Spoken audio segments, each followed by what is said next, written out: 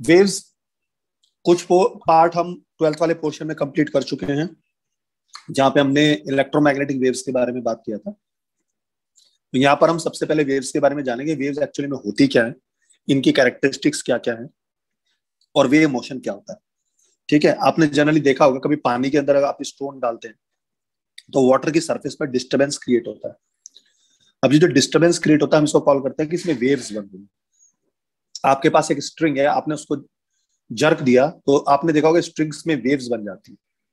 ठीक है, तो बेसिकली जो पार्टिकल्स होते हैं वो पार्टिकल्स जब एक जगह से दूसरी जगह जाते हैं तो इसका मतलब ये हुआ कि वो काइनेटिक एनर्जी को कैरी करते हैं अपने साथ। तो वो एक जगह से दूसरी जगह जा रहे हैं तो वो अपने साथ वो एनर्जी को लेके जा रहे हैं। अगर मैं कुछ ऐसा करूं कि पार्टिकल अपनी जगह ना छोड़े लेकिन एनर्जी दूसरी जगह चली जाए, तो ऐसा कैसे पॉसिबल है? That is because of waves. So without the actual motion of particle, material के एक्चुअल मोशन के बिना अगर एनर्जी का ट्रांसपोर्टेशन हो सकता है एक जगह से दूसरी जगह पे, तो वो जो प्रोसेस होता है दैट इज वेव्स। बात समझ में आया?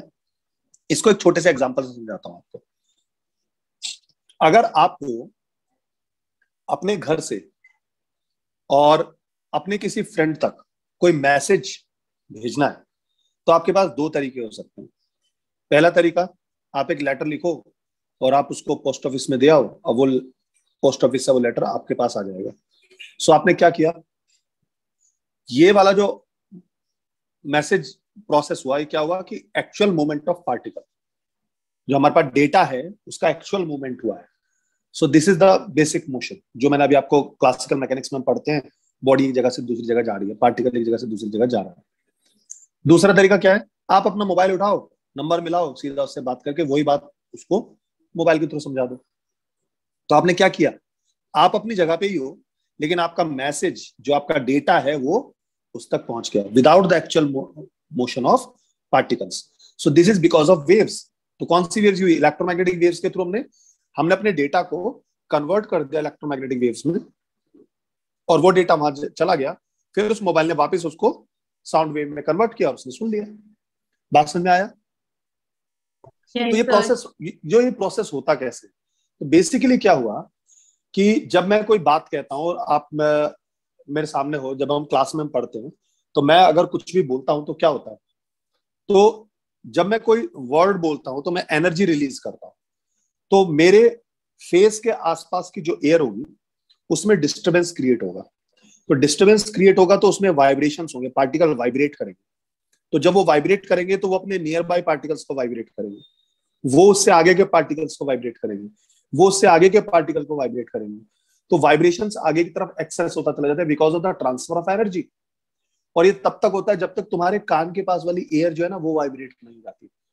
जब वो तुम्हारे ईयर के पास वाली एयर वाइब्रेट हो जाती है तो आपके ईयर ड्रम पे जो एयर होगी वो वाइब्रेशन देती है, तो आपको सुन जाता है कि मैंने क्या कहा।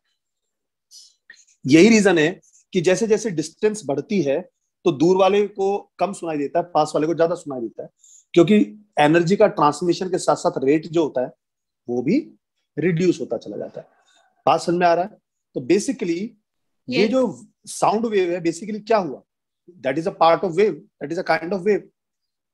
तो एनर्जी और तो जनरेट हुई, लेकिन उस एनर्जी को एक जगह से दूसरी जगह ले जाना है तो उसके लिए क्या चाहिए? मोमेंटम चाहिए। सो बेसिकली स्पेस में एक डिस्टरबेंस जो एनर्जी और मोमेंटम को एक जगह से दूसरी जगह पे ट्रांसपोर्ट करता है, दैट इज कॉल्ड वेव। तो मैं इसको डिफाइन कैसे कर सकता हूं? और डिस्टरबेंस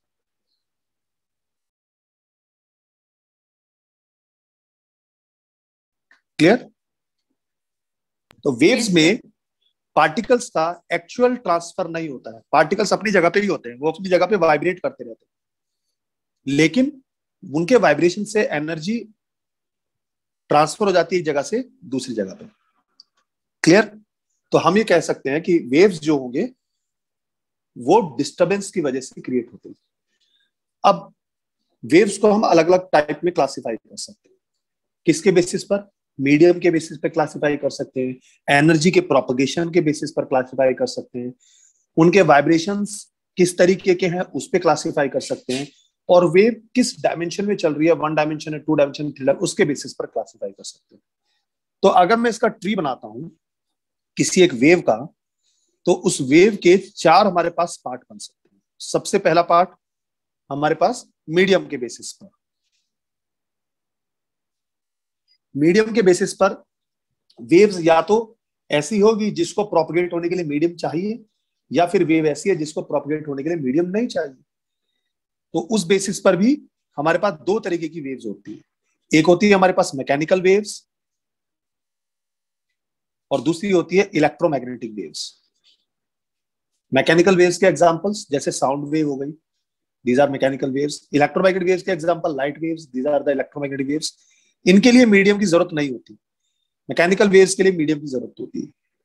अब क्योंकि इनके लिए मीडियम की जरूरत क्यों होती है, क्योंकि इनके लिए इलास्टिसिटी और डेंसिटी जो है वो एक इंपॉर्टेंट रोल प्ले करती है फॉर देयर प्रोपगेशन।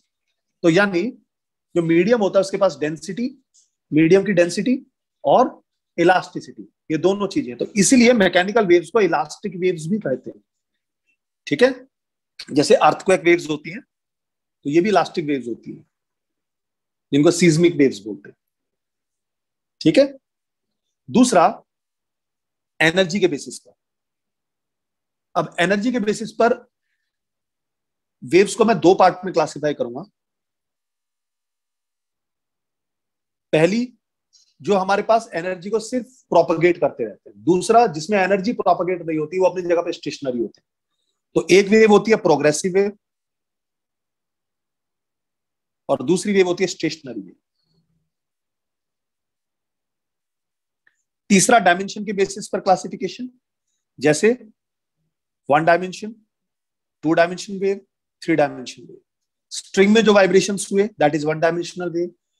पानी के अंदर आपने स्टोन थ्रो किया, उसकी सरफेस पर जो वाइब्रेशंस हुए 2 डायमेंशनल वेव, और स्पेस में जो प्रोपगेशन होता है that is a 3 dimensional wave. तो डायमेंशन के बेसिस पर हमारे पास वेव्स को 3 पार्ट्स में क्लासिफाई कर सकता है। और मीडियम के पार्टिकल्स का वाइब्रेशन, उसके बेसिस पर भी हम वेव को 2 पार्ट में क्लासिफाई कर सकते हैं। पहला, अगर पार्टिकल के वाइब्रेशंस मीडियम के प्रोपगेशन के अलोंग है तो उसको बोलते हैं हम लॉन्गिट्यूडनल वेव्स, और अगर उसके परपेंडिकुलर है then they are called transverse wave. तो ये हम वेव्स को 4 अलग अलग पार्ट में कैटेगराइज कर सकते हैं, और उन पार्ट्स के भी सब पार्ट्स होते हैं। तो मैं कह सकता हूं कि एक प्रोग्रेसिव वेव मैकेनिकल भी हो सकती है, प्रोग्रेसिव वेव इलेक्ट्रोमैग्नेटिक भी हो सकती है। हो सकता है कि मैकेनिकल वेव है वो प्रोग्रेसिव भी है, 2 डायमेंशनल भी है और ट्रांसवर्स भी है। तो there are so many possibilities. So अब ये मत बोलना कि सर ये तो ट्रांसवर्स वेव है, प्रोग्रेसिव कैसे हो सकती है। नो, ट्रांसवर्स वेव बता रहा है कि उसका वाइब्रेशनल बिहेवियर क्या है, और प्रोग्रेसिव बता रहा है कि उसमें एनर्जी का प्रोपगेशन कैसा है। मैकेनिकल वेव है तो वो ये बता रहा है कि वो मीडियम की डिपेंडेंसी पर है या नहीं है। आप समझ रहे हो मेरी बात, मैं क्या कहना चाह रहा हूं। yes, तो यहां पर मैं 1 बाय 1 को एक्सप्लेन करने जा रहा हूं कि ट्रांसवर्स वेव क्या होती है, और जो हमारे पास ये वाला पार्ट है इसमें हम सिर्फ और सिर्फ मैकेनिकल वेव्स की ही बात करेंगे। 12th वाले सेक्शन में हम ईएम वेव्स की बात करते हैं। सो मैकेनिकल वेव्स 2 तरीके की हो सकती हैं, या तो वो ट्रांसवर्स भी हो सकती है क्योंकि मैंने अभी बता दिया आपको, और दूसरा वो हमारे पास लॉन्गिट्यूडनल भी हो सकती है। सपोज अगर हमारे पास एक वेव ट्रेवल कर रही है, और जब वो वेव ट्रेवल कर रही है, सपोज वेव इस तरीके से ट्रेवल कर रही है v स्पीड से, लेकिन उसके जो पार्टिकल्स हैं वो वेव के ट्रेवल के परपेंडिकुलर है वाइब्रेशन उनके, तो इसको बोलते हैं हम ट्रांसवर्स वेव। दूसरा केस, अगर हमारे पास एक वेव ट्रेवल कर रही है और उसके पार्टिकल्स वेव के ट्रेवल की डायरेक्शन में ही आगे पीछे वाइब्रेट कर रहे हैं, then it is called longitudinal wave. बात समझ में आया? कोई प्रॉब्लम यहाँ पे? no, ट्रांसवर्स वेव को प्रोपगेट करने के लिए जो हमारे पास प्रॉपर्टी चाहिए that is shearing strain. Elasticity तो है ही, मैकेनिकल वेव्स इनको इलास्टिक वेव भी बोलते हैं। इलास्टिसिटी की प्रॉपर्टी होनी चाहिए मीडियम के पास। तो ट्रांसवर्स वेव के पास शियरिंग बिहेवियर होना जरूरी है, कि अगर शियर होगा तभी उनमें ट्रांसवर्स वेव जनरेट होंगी। या मैं कह सकता हूं मैकेनिकल जो ट्रांसवर्स वेव्स है वो उन्हीं मीडियम में जनरेट होगी जिनके पास शेयरिंग प्रॉपर्टीज होगी, इसीलिए इनको हम एस वेव्स भी कहते हैं। और जो लॉन्गिट्यूडनल वेव्स हैं उनके लिए वो उसी मीडियम में प्रोपगेट हो सकती है जिनके पास प्रेशर बिहेवियर होगा। प्रेशर बिहेवियर मतलब बल्क मॉडुलस वाला कॉन्सेप्ट याद आया आपको, हाई प्रेशर लो प्रेशर, ठीक है। तो उनके पास बल्क मॉडुलस की प्रॉपर्टी होगी, यानी जिनके पास कंप्रेसिव बिहेवियर होगा उनमें लॉन्गिट्यूडनल वेव्स होंगी। इसलिए इन वेव्स को हम पी वेव्स भी बोलते हैं। अगर किसी क्वेश्चन में आ जाए एस वेव दे रखी है तो इट मींस वो मैकेनिकल ट्रांसवर्स वेव दे रहा है, अगर पी वेव दी है तो it means mechanical longitudinal wave दे रहा है। जो ट्रांसवर्स वेव होते हैं उनमें क्रस्ट एंड ट्रफ बनते हैं। ट्रांसवर्स वेव कैसे दिखाते हैं ना, जो पीक होते हैं they are called crest and जो डेप्थ होती है दे आर कॉल्ड ट्रफ। और जो लॉन्गिट्यूडनल वेव्स होते हैं उनमें कुछ जगह पे क्या होता है, कंप्रेशन होता है, कुछ जगह पे रेयरफेक्शन होता है, फिर कंप्रेशन होता है, फिर रेयरफेक्शन होता है। जहां पर प्रेशर बहुत हाई होता है दैट इज कंप्रेशन, जहां पर प्रेशर वीक हो जाता है दैट इज रेयरफेक्शन। जहां पे शेयरिंग ज्यादा हो गई, जहां पे शेयरिंग कम हो गई, ये सारे फिनोमिना। तो ट्रांसवर्स वेव जितनी भी सॉलिड्स होते हैं उन सबके अंदर ट्रांसवर्स वेव जनरेट होती है, और लिक्विड के सरफेस पर भी ट्रांसवर्स वेव जनरेट हो सकती है। लेकिन लिक्विड के अंदर क्योंकि कंप्रेसिव बिहेवियर होता है तो लिक्विड के अंदर सिर्फ और सिर्फ लॉन्गिट्यूडनल वेव जनरेट होती है। बात समझ में आया? Transverse wave are generated only in solids and on the surface of liquid, while the longitudinal waves can be produced in solids as well as in liquids. Liquid के अंदर जो waves generate होती हैं वो लॉन्गिट्यूडनल होती हैं और solids में भी जनरेट हो सकती हैं। मैं बताता हूं सॉलिड्स में लॉन्गिट्यूडनल और ट्रांसवर्स दोनों कैसे जनरेट होती है। सपोज ये आपके पास एक रॉड है, इस रॉड को आपने ऐसे हिट किया सरफेस पर, तो इसमें जो जनरेशन होगा वो ट्रांसवर्स वेव का होगा। और अगर इस रॉड को आपने अलोंग द लेंथ ऐसे हिट किया तो इसमें जो जनरेशन होगा वो लॉन्गिट्यूडनल होगा। तो अलोंग द लेंथ और सरफेस के ऊपर तो दोनों वेव्स जनरेट होती हैं सॉलिड्स के अंदर। सॉलिड्स में लॉन्गिट्यूडनल एंड ट्रांसवर्स दोनों होती हैं। लिक्विड्स में अगर सरफेस की बात करता हूं तो वहां पर ट्रांसवर्स होती हैं, और इनसाइड द लिक्विड अगर बात करता हूं तो वहां पर लॉन्गिट्यूडनल होती है। Is that clear? Yes clear, okay. चलिए अब आगे चलते हैं। तो ट्रांसवर्स और लॉन्गिट्यूडनल को मैंने क्लासिफाई कर दिया। सो मैकेनिकल वेव्स बेसिकली हमारे पास से कंक्लूजन निकल के आया है कि जो मैकेनिकल वेव्स हो वो उनके लिए हमारे पास मीडियम में इलास्टिक प्रॉपर्टी होना जरूरी है। अगर किसी मीडियम के पास इलास्टिक प्रॉपर्टी नहीं है तो वहां पर मैकेनिकल वेव्स जनरेट नहीं हो सकती। क्लियर? अब अगर ट्रांसवर्स वेव की बात कर रहा हूं तो उनके लिए शेयरिंग प्रॉपर्टी, अगर लॉन्गिट्यूडनल वेव की बात कर रहा हूं तो उनके पास कंप्रेसिव प्रॉपर्टी होनी चाहिए। तो इसका मतलब वो प्रेशर डिपेंडेंट फोर्सेस वेव्स होती है और वो शेयर डिपेंडेंट वेव्स होती हैं। क्लियर हुआ? यस। अब किसी वेव्स के पास कुछ बेसिक पैरामीटर्स होते हैं, टर्मिनोलॉजी हम यूज करते हैं, जैसे वेवलेंथ क्या होती है, फ्रीक्वेंसी क्या होती है, कुछ टर्म्स की बात करता हूं। तो सबसे देखिए यहां पर ये मैं आपको एक ट्रांसवर्स मैकेनिकल वेव बनाता हूं और यहां पर मैंने एक लॉन्गिट्यूडनल मैकेनिकल वेव बना दिया।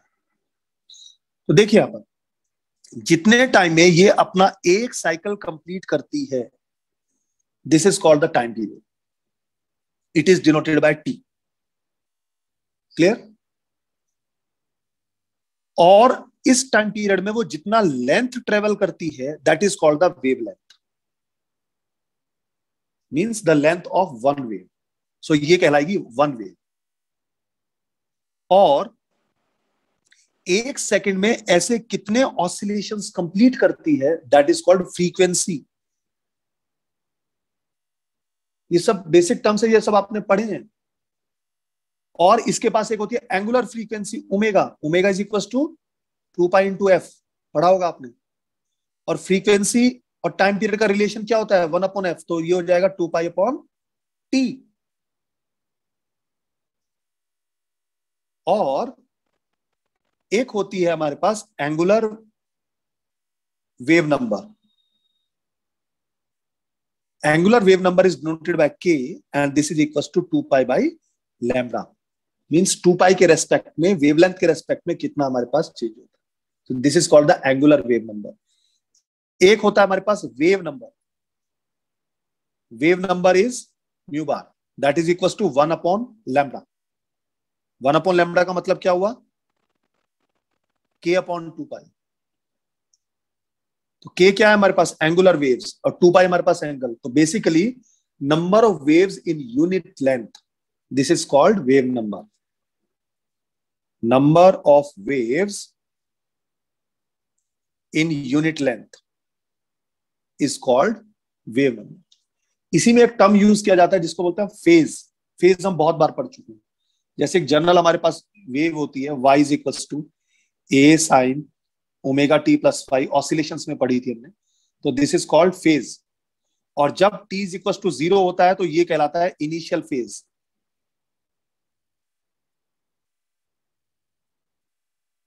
क्लियर? किसी वेव के पास दो तरह की वेलोसिटीज होती है, एक होती है हमारे पास पार्टिकल वेलोसिटी और एक होती है हमारे पास वेव वेलोसिटी। वेव वेलोसिटी और पार्टिकल वेलोसिटी में क्या डिफरेंस है उसको समझिए। देखिए, ये वेव ट्रेवल कर रही है, वेव किसी स्पीड से आगे प्रोपगेट हो रही है, that is called the velocity of wave. और इसके सरफेस पे जो पार्टिकल हैं वो किस वेलोसिटी से ऊपर नीचे वाइब्रेट कर रहे हैं, that is called velocity of particle. बात समझ में आया? तो अगर आपके पास किसी वेव की इक्वेशन दी है, जनरली हमारे पास कोई प्रोग्रेसिव वेव जो होती है, प्रोग्रेसिव वेव वो वेव होती है जो हमें टाइम के साथ आगे बढ़ती रहती है। एक जनरल इक्वेशन प्रोग्रेसिव वेव की होती है, y is equal to a sine omega t plus k x, या जनरल इसको ऐसे लिखते हो, general equation of a progressive y is equal to a sine kx minus omega t plus phi. This is the general equation of a progressive wave, where y is the displacement of wave at any instant t, a is the amplitude, that is the maximum displacement, k is 2 pi by lambda, x is the displacement at a time t, omega is angular frequency, phi is initial phase. Clear? अगर मैं किसी तरीके से equation को इस तरीके से manage करूं कि x इज इक्वल टू 0 और t इज इक्वल टू 0 पर पार्टिकल इनिशियली हमारे पास ओरिजिन पे आ जाए, तो उस केस में फाई की वैल्यू हमारे पास 0 पुट की जा सकती है, कोई प्रॉब्लम नहीं। तो जरूरी नहीं है कि आप फाई को रखें, आप उसको मैनेज कर सकते हो। सो अगर मैं y is equal to a sine kx minus omega t भी लिख देता हूं तो तब भी कोई हार्म नहीं है इक्वेशन को लिखने में। Both are representing the progressive wave equation. यहां पर जो kx माइनस ओमेगा टी है, that is called the phase, and this is called a is called the amplitude. बात समझ में आया? और यहां पर जो फाई है, that is called initial phase. This k, that is 2 pi by lambda, this gives angular wave number. This omega, that is equal to 2 pi f, this is called the frequency, angular frequency. Clear हुआ? एक wave के अंदर इस सारे terminology मैंने आपको explain कर दी। Yes sir. अगर वेव पॉजिटिव एक्स डायरेक्शन में ट्रेवल करती है तो ये साइन माइनस का होता है, अगर वेव निगेटिव एक्स डायरेक्शन में ट्रेवल करती है तो ये साइन पॉजिटिव होता है। अगर पॉजिटिव एक्स एक्सिस में वेव ट्रेवल करती है तो इक्वेशन बनती है y is equal to a sine kx minus omega t plus five, और अगर निगेटिव एक्स एक्सिस में ट्रेवल करती है तो y is equal to a sine kx plus omega t plus five. Sine से आप पता लगा सकते हो वेव किस डायरेक्शन में ट्रेवल कर रही है। क्लियर हुआ? जो एंगुलर वेव नंबर होता है इसकी यूनिट क्या होती है, निकाल सकते हो। ये एंगल हो गया रेडियन, वेवलेंथ की यूनिट मीटर होती है, radian per metre. This is the unit of angular wave number. Clear हुआ? Yes, sir. ओके, एक क्वेश्चन देता हूं आपको, वहां पे समझते हैं।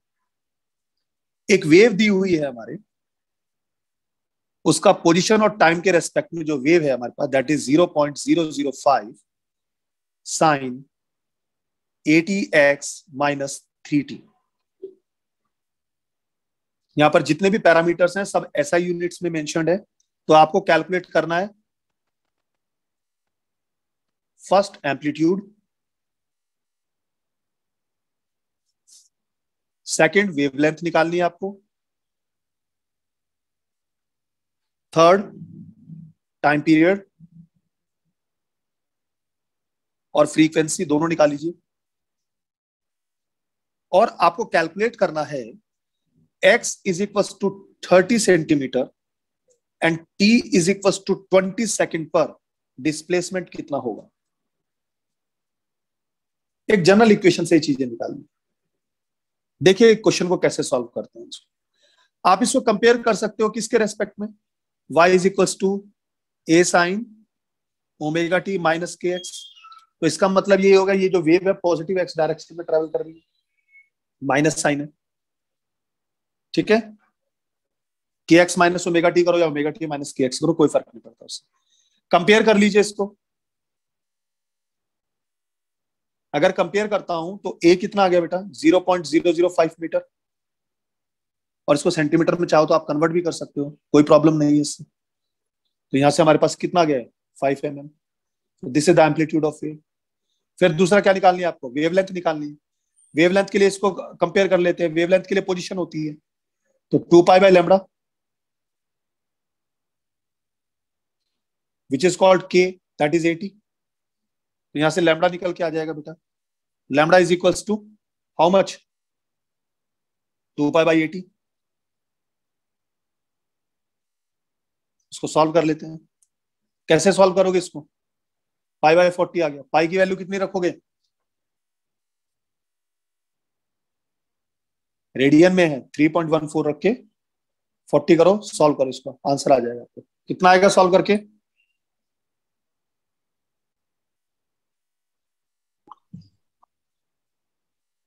जीरो 0.0785। क्लियर, यानी इतने मीटर आ गया। Yes. तो इसका मतलब हुआ 7.85 centimetre. So this is the wavelength. फिर आपको क्या निकालना है, इसका टाइम पीरियड निकालना है। टाइम पीरियड और फ्रीक्वेंसी निकालने के लिए ओमेगा निकालना पड़ेगा। ओमेगा इज व्हाट, कंपेयर कीजिए यहाँ पे, ओमेगा की वैल्यू कितनी आई, 3। तो omega is equals to 2 pi by T.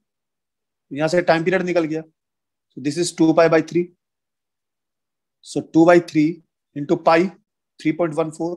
Solve कर लीजिए, इसकी वैल्यू आ जाएगी 2.09 second. so this is your time period. Frequency निकालनी है, so this is 1 upon time period, that is 3 upon 2 pi। Solve कर लीजिएगा तो 0.48 हर्ट्ज आ जाएगा। फ्रीक्वेंसी भी निकल गई। अब आपको निकालना क्या है, फोर्थ पार्ट में, x इज इक्वल टू 30 और t इज इक्वल टू 20 पर y निकालना। तो इक्वेशन में पुट कर दीजिए। y क्या था हमारे पास, a की वैल्यू कितनी थी, 0.005 साइन 80x। x की वैल्यू कितनी बोली उसने, 30 सेंटीमीटर, मीटर में कन्वर्ट करो, माइनस ऊपर क्या है 3 इंटू टी की value 20 second, 3 into 20, M I right. Yes, sir. तो 0.005 साइन 20 से 24 माइनस 60। क्लियर, कोई प्रॉब्लम यहां पे, No, sir. कैसे करोगे इसको। अब हम कैलकुलेट करते हैं किसी वेव की स्पीड कैसे कैलकुलेट करेंगे, क्योंकि मैंने अभी बताया था आपको एक पार्टिकल स्पीड होती है और एक वेव स्पीड होती है। तो दोनों को हम किस तरीके से कैलकुलेट करते हैं।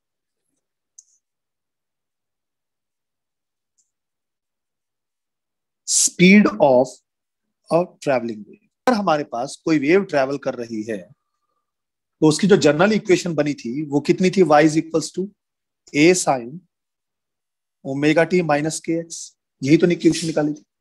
तो अगर मुझे पार्टिकल वेलोसिटी कैलकुलेट करनी है तो पार्टिकल वेलोसिटी का मतलब क्या हुआ, velocity of particle that is equals to, क्योंकि ये जो डिस्प्लेसमेंट है किसका है, पार्टिकल का ही तो है, तो इसको मैं क्या करूंगा, dy by d t with respect to time, इसको डिफरेंशिएट कर दीजिए तो आपके पास पार्टिकल वेलोसिटी आ जाएगी। तो a as it is, sine का differentiation cos omega T minus k x, और जो इसके अंदर वाला पैरामीटर है जो उसका टाइम के रेस्पेक्ट में कर रहे हैं तो x को कांस्टेंट रखना पड़ेगा, तो ये हो जाएगा into omega. So v particle is equals to a omega cos omega T minus k x. This is the wave velocity, sorry particle velocity. Next is wave velocity. Wave velocity कैसे निकालेंगे, wave velocity is v is equals to nu lambda होता है, याद करो, और frequency is 1 upon time period into lambda, तो wave velocity is lambda upon t. और अगर मैं टी को पुट करता हूं तो t is equals to 2 pi by omega, so this is lambda upon 2 pi into omega, और लैम्बडा अपॉन 2 पाई कितना होता है, लैम्बडा अपॉन 2 पाई के, 2 pi by lambda is equals to k, Yes. angular wave number. So the ratio of angular frequency to the angular wave number is called the wave velocity. तो vp upon v omega कितना हो जाएगा, a omega cos omega t minus k x upon minus a k cos omega t minus k x. ये क्या था हमारे पास ऊपर, dy by d T, और ये था dy बाई डी एक्स, इनका रेशियो निकाला। तो देखो a से a कैंसिल, तो ये कितना आया बेटा, माइनस ऑफ ओमेगा अपॉन के, आया या नहीं आया, Yes, sir. तो इसका मतलब क्या हुआ, इसका मतलब ये हुआ कि ओमेगा अपॉन के क्या था, वेव वेलोसिटी, और ये क्या है हमारे पास, particle velocity. So v particle is equal to minus of v wave into dy by dx। This is the relation between wave velocity and the particle velocity. Clear हुआ, Yes, sir. ओके। जब मैंने आपको 12th वाला portion करा रहा था तो वहां पर मैंने आपको phase difference, path difference, time difference ये बताया था। Phase difference means delta phi, path difference delta lambda, ठीक है, टाइम डिफरेंस डेल्टा टी, याद आ रहा है कुछ। और मैंने आपको Yes, वहां पे sir. इनके बीच में एक रिलेशन बताया था, वो क्या बताया था, जो रेशियो है वो सिमेट्री लेके आता है। कैसे, फेज डिफरेंस जो होगा वो किसके रेस्पेक्ट में लाएगा, एंगल के रेस्पेक्ट में, ये वेवलेंथ के रेस्पेक्ट में, ये टाइम पीरियड के रेस्पेक्ट में। तो किस तरीके से, डेल्टा फाई अपॉन एंगल कितना है 2 पाई, डेल्टा लैम्बडा वेवलेंथ कितना है लैम्बडा, और डेल्टा टी वो किसके रेस्पेक्ट में, टाइम पीरियड के रेस्पेक्ट में। तो ये इन तीनों के बीच में रिलेशन होता है। तो अगर आपको कैलकुलेट करना है फेज डिफरेंस और पाथ डिफरेंस के बीच में रिलेशन, सो ये हो जाएगा delta phi is equal to 2 pi by lambda into delta lambda. अगर आप इन दोनों को साथ लेते हैं तो delta lambda is equal to delta t upon t into lambda. This is the relation between time difference and path difference. अगर आपको इसके और इसके बीच में रिलेशन निकालना है तो delta phi is equal to 2 pi by T into delta t. ये किस किस के बीच में रिलेशन हो गया, टाइम डिफरेंस और फेज डिफरेंस के बीच में रिलेशन, ये सब कराए थे मैंने आपको जब अगर आपको याद आ रहे होंगे। याद आ रहा है तो सर। तो यहां पर हमने एक ट्रैवलिंग वेव की स्पीड कैलकुलेट कर ली। अब देखो, जो हमारे पास मैकेनिकल वेव्स है वो दो तरीके की बताई थी मैंने, एक बताई थी ट्रांसवर्स, एक बताई थी लॉन्गिट्यूड। तो सबसे पहले मैं ट्रांसवर्स वेव की स्पीड निकालता हूं, transverse wave speed.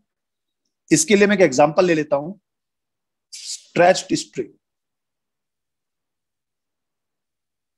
Stretch string का एग्जांपल जैसे आपका गिटार वायर हो गया, उसके केस में स्पीड कैलकुलेट करते हैं। ठीक है, चलिए। अगर मैं किसी स्ट्रिंग की बात करता हूं, उसमें जो वेव जनरेट होती है, तो उसमें जो रिस्टोरिंग फोर्स जनरेट होती है, सपोज ये मेरे पास एक फिक्स पॉइंट है, ये यहां से पुली है, और यहां पे मैं एक पेन रख देता हूं। तो इसमें जब वेट रखता हूं बेटा, तो इसमें टेंशन जनरेट होती है, और जब टेंशन जनरेट होती है वो क्या प्रोवाइड कर रही है इसमें, रिस्टोरिंग फोर्स। तो इस केस में जो इनर्शियल प्रॉपर्टी होगी ऑब्जेक्ट की, वो क्या होगी, वायर का मास अगर हमारे पास m है और इसकी जो लेंथ है अगर वो l है, तो इसका मास पर यूनिट लेंथ कितना होगा,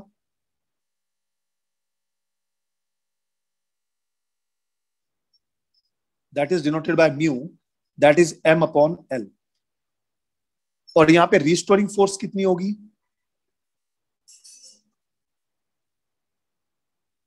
दैट इज टेंशन। तो किसी भी मैकेनिकल वेव्स की जो स्पीड होती है वो दो ही पैरामीटर से डिफाइन होती है, पहली उसकी रिस्टोरिंग फोर्स, क्लियर, जो कि उसकी इलास्टिक प्रॉपर्टी डिफाइन करेगी, स्ट्रेस डिफाइन करेगी। दूसरी उसकी जो इनर्शियल प्रॉपर्टी होती है, इनर्शियल प्रॉपर्टी मतलब मास पर यूनिट लेंथ, या जिसको मास डेंसिटी बोलते हैं। तो मैकेनिकल वेव्स की स्पीड क्वालिफाई करने के लिए हमारे पास दो चीजें चाहिए, पहला चाहिए इनर्शियल प्रॉपर्टी, दूसरा चाहिए हमारे पास इलास्टिक प्रॉपर्टी। इनर्शियल प्रॉपर्टी के लिए हम क्या लेते हैं, मास डेंसिटी, और इलास्टिक प्रॉपर्टी के लिए हम क्या यूज करते हैं, जो हमारे पास यंग्स मॉडुलस, बल्क मॉडुलस या मॉडुलस ऑफ रिजिडिटी जो भी लेते हैं हमारे पास, इसके लिए हम लेते हैं मॉडुलस ऑफ इलास्टिसिटी। तो मैंने यहां पे दोनों चीजें ले ली, जो मास डेंसिटी है वो कैलकुलेट कर लिया, तो इनर्शियल प्रॉपर्टी मिल गई मुझे। इलास्टिक प्रॉपर्टी निकालने के लिए मैंने रिस्टोरिंग फोर्स कैलकुलेट कर लिया। तो जब हम इन दोनों को लेके सॉल्व करते हैं, और अगर मैं डायमेंशनल एनालिसिस लगा के इसको सॉल्व करूं कि क्योंकि वेलोसिटी इनर्शियल और इलास्टिक दोनों प्रॉपर्टी पे डिपेंड करती है, तो suppose it depends upon the mass per unit length and the restoring force. तो जब हम इसको कैलकुलेट करते हैं तो वेलोसिटी आती है under root of T upon mu. This is the velocity in a stretched string. तो किसी ट्रांसवर्स मैकेनिकल वेव्स की वेलोसिटी का ये मैथमेटिकल एक्सप्रेशन है। क्लियर हुआ, कोई प्रॉब्लम यहाँ पे? No sir. ठीक है। Yes sir. अब यहां से एक चीज क्लियर होती है कि जो ये वेलोसिटी है ये दो चीजों पे डिपेंड कर रही है। एक तो किस पे डिपेंड कर रही है, म्यू पे डिपेंड कर रही है, मास पर यूनिट लेंथ पे। तो मास पर यूनिट लेंथ जितना कम होगा स्पीड उतनी ज्यादा होगी। दूसरा टेंशन पे डिपेंड करे, जितनी ज्यादा टेंशन दोगे वेलोसिटी उतनी ज्यादा होगी। तो इसीलिए गिटार वायर में डिफरेंट डिफरेंट टेंशन जनरेट्स करके हम वेलोसिटीज चेंज करते हैं, फिर फ्रीक्वेंसीज का वेरिएशन करते हैं। यहां से ये चीज और भी क्लियर होती है कि वेलोसिटी जो है ना तो वेव नंबर पे डिपेंड कर रही है, ना वेवलेंथ पे डिपेंड कर रही है, ना फ्रीक्वेंसी पे डिपेंड कर रही है। अभी तक हम नहीं पढ़ रहे हैं कि यहाँ पर जो वेलोसिटी है वो फ्रीक्वेंसी और वेवलेंथ पर डिपेंड कर रही है, लेकिन ऐसा नहीं है कि वेलोसिटी जो होती है वेव्स की वो वेवलेंथ और फ्रीक्वेंसी पे डिपेंड नहीं करती। जब आप हायर स्टडीज करेंगे, मास्टर्स वगैरह करेंगे, पीएचडी वगैरह करोगे, तो वहां पर जाकर आप पढ़ोगे कि कुछ इस तरह की भी वेव्स होती है जिनकी स्पीड फ्रीक्वेंसी पे भी डिपेंड करती है, फ्रीक्वेंसी इंडिपेंडेंट नहीं होती है, उन पे भी डिपेंड करती है, उनको कैलकुलेट करने के पैरामीटर्स डिफरेंट हो जाते हैं। क्लियर? दूसरा, ये तो ट्रांसवर्स वेव की स्पीड निकालने का मेथड बता दिया। लॉन्गिट्यूडनल वेव,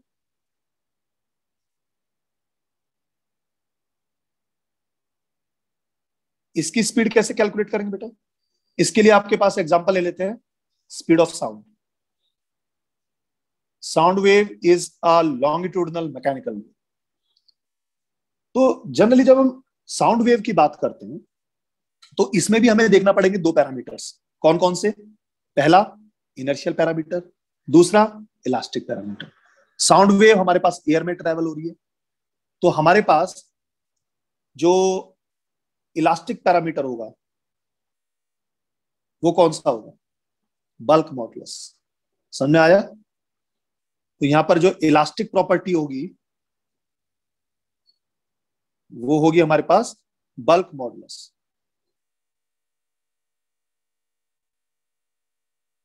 और बल्क मॉडुलस कितना होता है बेटा? B is equals to minus of delta P upon delta V upon V. Delta V upon V क्या बता रहा है? Volumetric strain. और डेल्टा P क्या बता रहा है? जो प्रेशर में चेंज किया, मींस जो प्रेशर आपने प्रोड्यूस किया था. क्लियर? ओके. और जो इनर्शियल प्रॉपर्टी होगी वो कौन सी होगी? Density of medium. Clear? Medium कौन है? Air. Suppose rho is the density. So जब आप इसको यहां पे कैलकुलेट करेंगे जस्ट सिमिलर टू दिस, तो टेंशन की जगह पे क्या आ जाएगा? D. और म्यू की जगह पे क्या आ जाएगा बेटा? Rho. So the speed of sound wave is D upon rho. This is the general expression for speed of sound. कोई प्रॉब्लम यहाँ पे? किसी भी लॉन्गिट्यूडनल वेव का मीडियम के अंदर जो स्पीड होती है उसका एक्सप्रेशन हो गया modulus of bulk modulus upon density of medium. Suppose अगर आपके पास कोई सॉलिड बार है, सॉलिड रोड है, अगर इस सॉलिड रोड की बात करते हैं तो यहां पर बल्क मॉडुलस ना लेने की बजाय हमें क्या लेना पड़ेगा? यंग्स मॉडुलस लेना पड़ेगा, क्योंकि यहां पर यंग्स मॉडुलस ही तो मॉडुलस ऑफ इलास्टिसिटी होती है. तो उस केस में जो वेलोसिटी होगी किसी रॉड के अंदर, that is Young's modulus upon rho. Rho is the density of material of rod. So अलग अलग मटेरियल के अंदर साउंड की स्पीड डिफरेंट डिफरेंट होगी.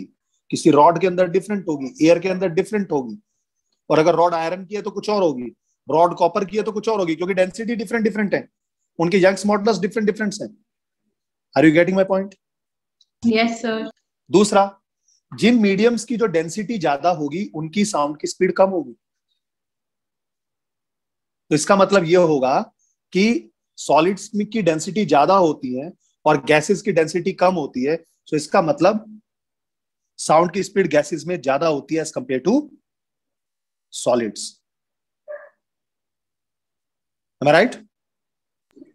सर पर साउंड की स्पीड तो सॉलिड में ज्यादा होती है. एग्जैक्टली. इसीलिए मैं बोल रहा हूं कि सिर्फ डेंसिटी को लेकर आप रिजल्ट मत दे देना, क्योंकि ऐसा अक्सर बच्चे करते हैं. इसलिए मैंने आपको बोला, क्योंकि जनरली आप लोग यही कंक्लूजन निकालोगे, सर डेंसिटी तो कम होती है तो इसकी स्पीड ज्यादा होनी चाहिए. लेकिन आपको पता है कि लिक्विड्स और सॉलिड्स में साउंड की speed as compare to gases ज्यादा होती है. तो इसका मतलब डोमिनेटिंग फैक्टर क्या बना? सिर्फ डेंसिटी के बेसिस पर आप क्वालिफाई नहीं कर सकते, आपको ये मॉडुलस ऑफ इलास्टिसिटी भी देखना पड़ेगा. आप ये देखिए कि लिक्विड्स और गैसेस को, लिक्विड्स और सॉलिड्स को कंप्रेस करना डिफिकल्ट होता है एज कंपेयर टू गैसेस. इसका मतलब उनका जो मॉडुलस ऑफ इलास्टिसिटी पैरामीटर है वो बहुत हाई होता है as compare to gases. Am I right? तो अगर उनके लिए मॉडुलस ऑफ इलास्टिसिटी का पैरामीटर बहुत हाई है, सो वो डोमिनेट करता है एज कंपेयर टू डेंसिटी, तो इसलिए उनकी स्पीड ज्यादा हो जाती है वहां पे. ठीक है? Yes sir. डेंसिटी का जो कंपनसेशन होता है वो as compare to the elastic compensation वो बहुत कम होता है. इसीलिए जो रिजल्ट होता है वो ये डिसाइड करता है, ना कि ये डिसाइड करता है. क्लियर?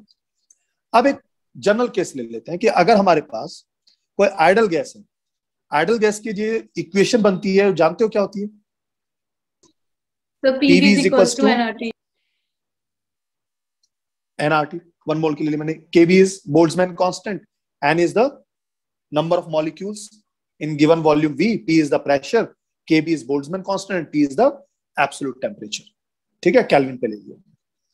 अब सपोज जो साउंड वेव चल रही है अगर उसमें आइसोथर्मल बिहेवियर है, जैसा कि न्यूटन ने बोला था कि जब साउंड वेव मीडियम में ट्रेवल करती है तो वो आइसोथर्मली ट्रेवल करती है। आइसोथर्मली मतलब टी जो है वो कांस्टेंट है, और अगर टी कांस्टेंट है तो इसका मतलब PV is equal to constant, Boyle's law हो गया।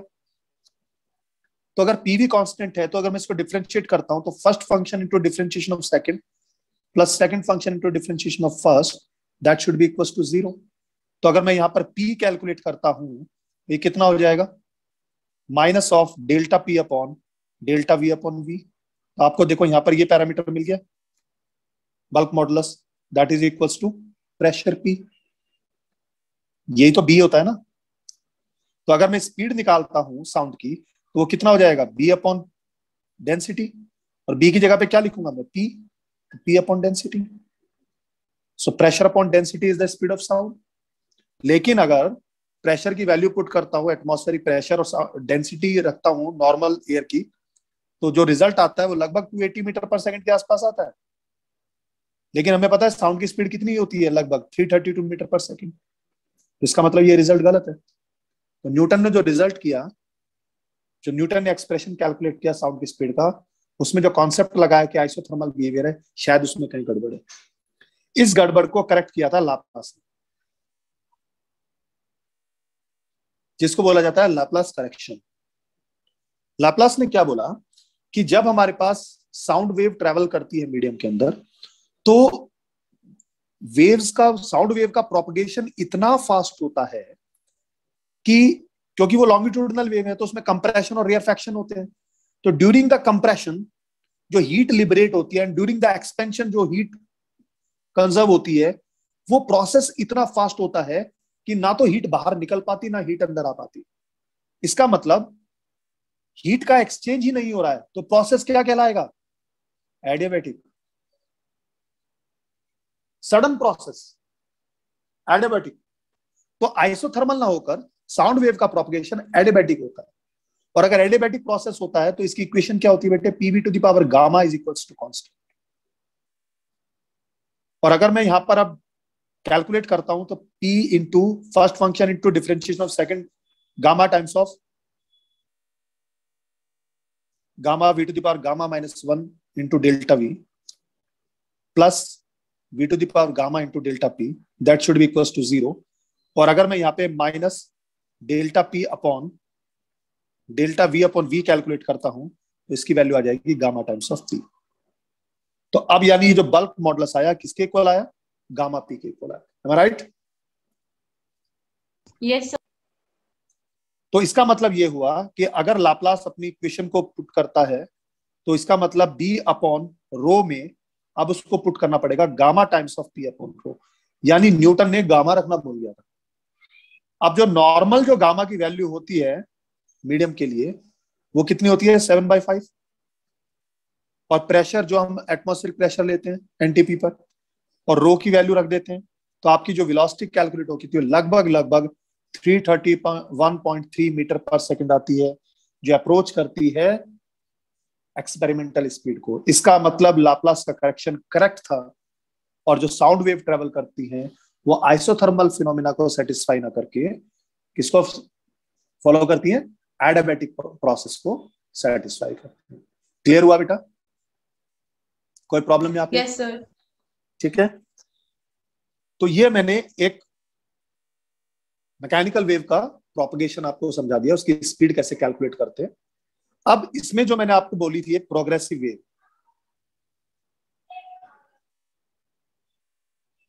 प्रोग्रेसिव वेव की मैंने आपको इक्वेशन लिख के बताई थी, y is equals to a sine kx minus omega T, या जनरली आप इसको ऐसे भी लिख देते हैं y is equals to a sine omega T minus kx। पहले टाइम फंक्शन फिर पोजीशन फंक्शन। ठीक है, अब एक बात बताओ बेटा, omega is how much, 2 pi into frequency, 2 pi N होता है। तो अगर मैं इस इक्वेशन को थोड़ा सा चेंज करने की कोशिश करूं तो मैं इसको ऐसे भी तो लिख सकता हूं, y is equal to a sine, अगर ओमेगा से पूरी इक्वेशन अंदर वाले पैरामीटर को डिवाइड कर देता हूं तो मल्टीप्लाई भी तो करना पड़ेगा, या मैं ओमेगा कॉमन ले लेता हूं, कॉमन लेता हूं तो ये बन जाएगा टी माइनस के अपॉन ओमेगा इंटू एक्स। तो ये लिखा जा सकता है ए साइन ओमेगा टी माइनस के अपॉन ओमेगा इज व्हाट, याद करो, वेलोसिटी ऑफ वेव कितनी लिखवाई थी मैंने, ओमेगा अपॉन के। तो के अपॉन ओमेगा क्या हुआ बेटा, 1 upon velocity of wave into x.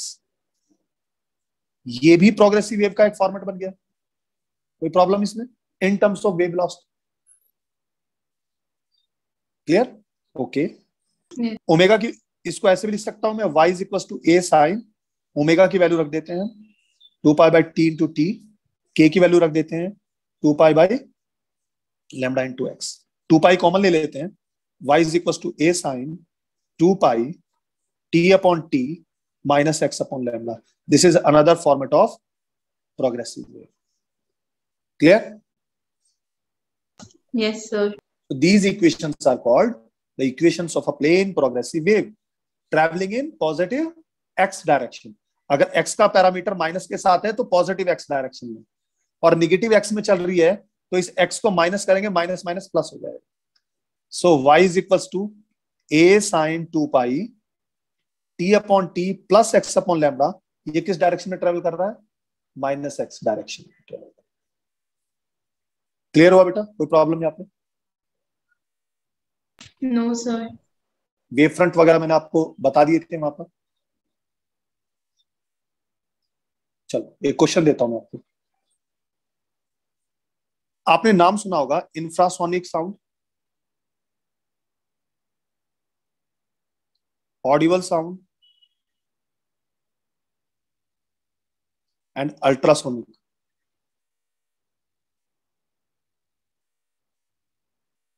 Basically एक तरह से वेव ही तो है ये।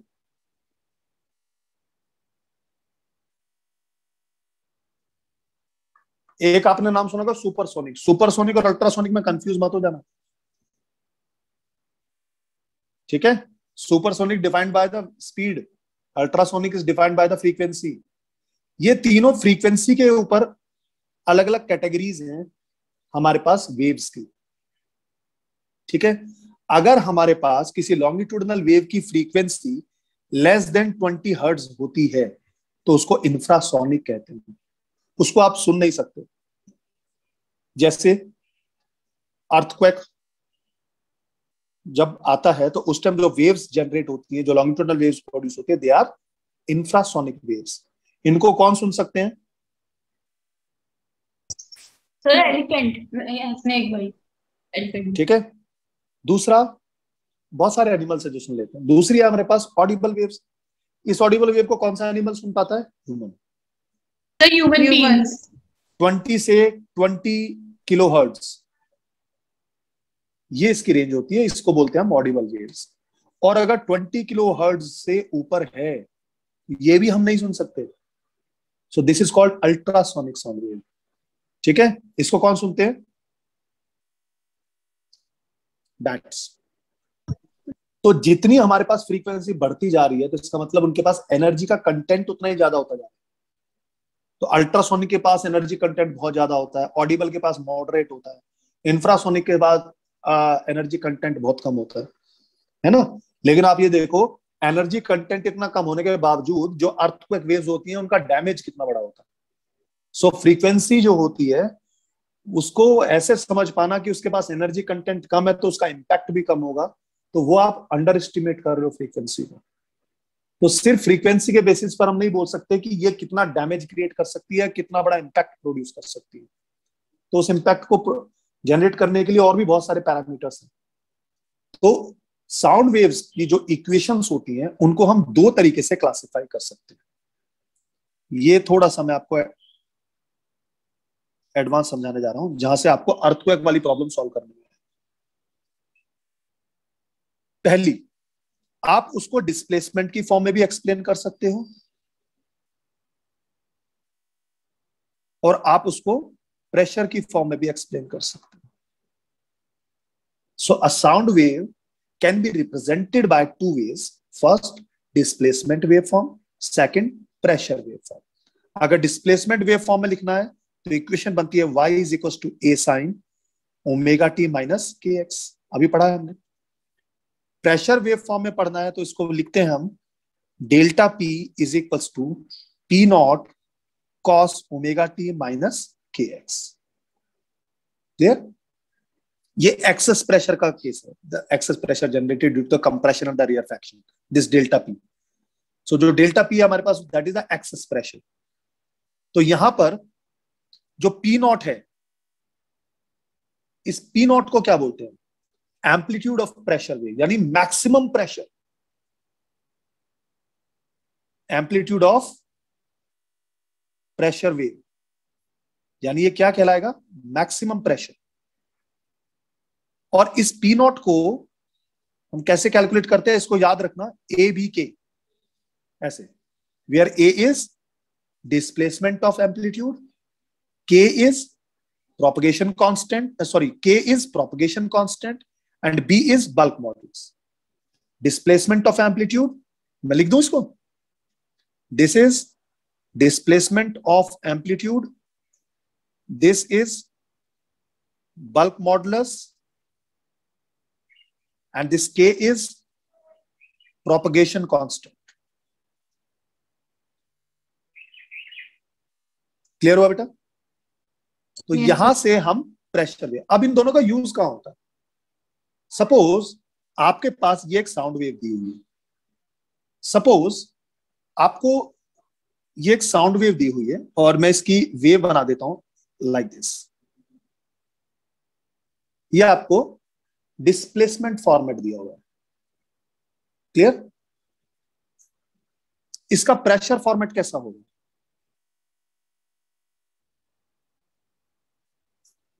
प्रेशर फॉर्मेट, जब हमारे पास डिस्प्लेसमेंट 0 है, प्रेशर मैक्सिमम होता है और वो उससे 90 डिग्री लीड करके चलता है इस तरीके से।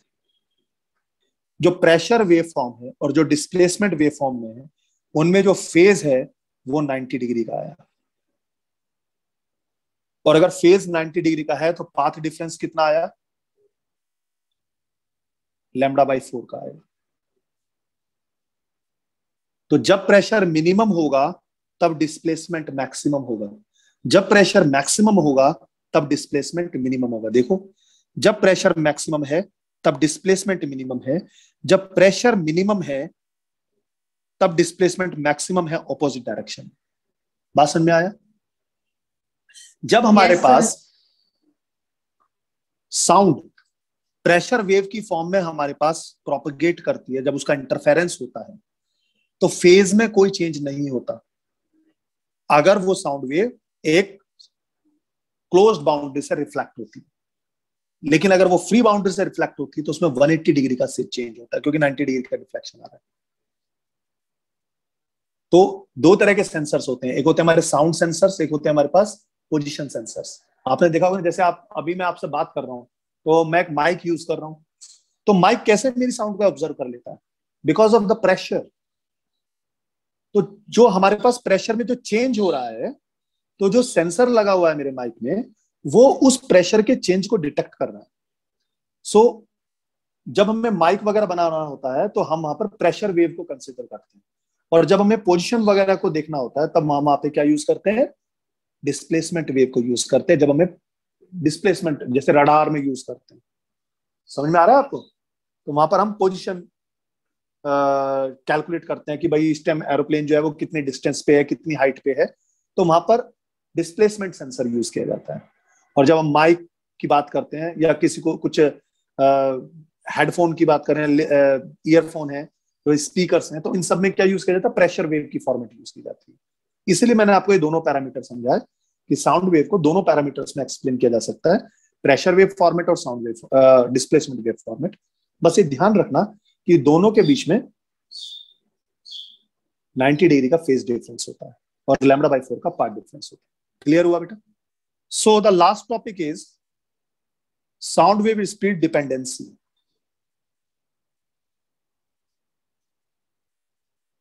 साउंड वेव जो होती है वो किन किन फैक्टर्स पे डिपेंड करती है? तो सबसे पहला टेम्परेचर पे देखते हैं उसको। क्वेश्चन बनते हैं यहां से वो टेम्परेचर पे कैसे डिपेंड करती है? Velocity of sound is directly proportional to the square root of absolute temperature. Absolute temperature ध्यान रखना। तो अगर हमारे पास V2 अपॉन V1 कैलकुलेट कर रहा हूं तो that is equals to T2 upon T1। तो टेम्परेचर बढ़ने से साउंड की स्पीड बढ़ती है। बात समझ में आया? Yes sir. दूसरा, ह्यूमिडिटी। रेनी सीजन के अंदर ह्यूमिडिटी बढ़ जाती है, और अगर ह्यूमिडिटी बढ़ जाती है तो उससे क्या होता है, हमारे पास साउंड की स्पीड बढ़ेगी। Yes sir. इसलिए हमने कैलकुलेट किया ऐसा, V is equal to under root gamma P upon rho. देखो यहां पे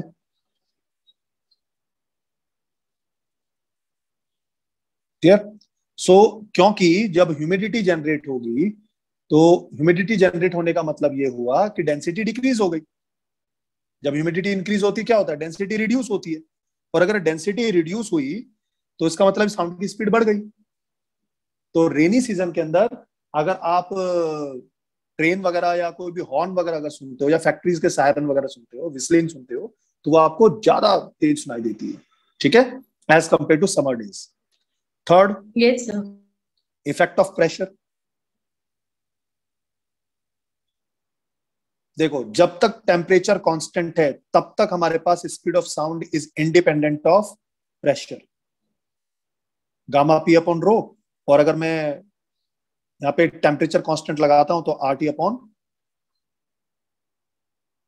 मोलिकुलर वेट। तो इसका मतलब if T is constant, so v is equals to gamma r upon m, that is also a constant. So velocity remains constant until the temperature is not changing. As the temperature changes, so the speed of sound changes. There is no effect of pressure on the speed of sound till the temperature is constant. अब इसका advantage क्या है? इसका advantage ये है कि जब हम एटमॉस्फेयर में ऊपर की तरफ जाते हैं तो जब तक टेम्परेचर वेरिएशन नहीं होता तो प्रेशर और डेंसिटी तो बदलती है। आपको पता है एटमॉस्फेयर में ऊपर की तरफ जा रहे हैं तो प्रेशर तेजी से बदलता है, लेकिन साउंड की स्पीड पे फर्क नहीं पड़ता क्योंकि टेम्परेचर में फ्लक्चुएशन नहीं है। जब तक नहीं है, जैसे ही टेम्परेचर में फ्लक्चुएशन शुरू हुआ तो प्रेशर का भी इफेक्ट उसमें इंक्लूड हो जाएगा। तो हमें सिर्फ टेम्परेचर का ही बिहेवियर ऑब्जर्व नहीं करना, फिर हमें प्रेशर का भी इफेक्ट देखना, फिर डेंसिटी का भी इफेक्ट देखना है। वो तीनों पैरामीटर काम करने लगते हैं। क्लियर हुआ? Yes. Next, air speed. Air speed का बहुत बड़ा रोल है। यहाँ पे हमारे पास क्या लग जाएगी, रिलेटिव वेलोसिटी लग जाएगी। अगर हमारे पास साउंड वेव एयर की डायरेक्शन में चल रही है तो speed of sound plus speed of air दोनों ऐड हो जाएंगे। और अगर हमारे पास उसके ऑपोजिट चल रही है, साउंड हमें ईस्ट से वेस्ट जा रही है और आप लोग बोल रहे हो वेस्ट से ईस्ट की तरफ बोल रहे हो, तो कितना हो जाएगा, v sound minus v air, speed कम हो जाएगी। तो रिलेटिव वेलोसिटी का एक्सप्रेशन होता है इसमें। Fifth parameter, frequency. बताइए फ्रीक्वेंसी पे डिपेंड करेगी? No, sound waves are independent of frequencies. Clear? So different frequencies की वेव अगर सेम स्पीड से, हमारे डिफरेंट फ्रीक्वेंसीज की वेव हमारे पास मीडियम में सेम स्पीड से ट्रेवल करती हैं, चाहे हमारे पास एयर की जो डेंसिटी का बिहेवियर है वो अलग अलग ही क्यों ना हो। ठीक है? अगर हमारे पास साउंड वेव स्पीड फ्रीक्वेंसी पर डिपेंड करती तो क्या होता, तो आपका म्यूजिक सिस्टम फेल हो जाता। सोचो, डिफरेंट डिफरेंट फ्रीक्वेंसीज की वेव आपके कानों में डिफरेंट डिफरेंट टाइम में आ रही है, तो आप ऑर्केस्ट्रा को मजा कैसे ले पाते? जो म्यूजिक सिस्टम है आप उसको कैसे समझ पाते हैं?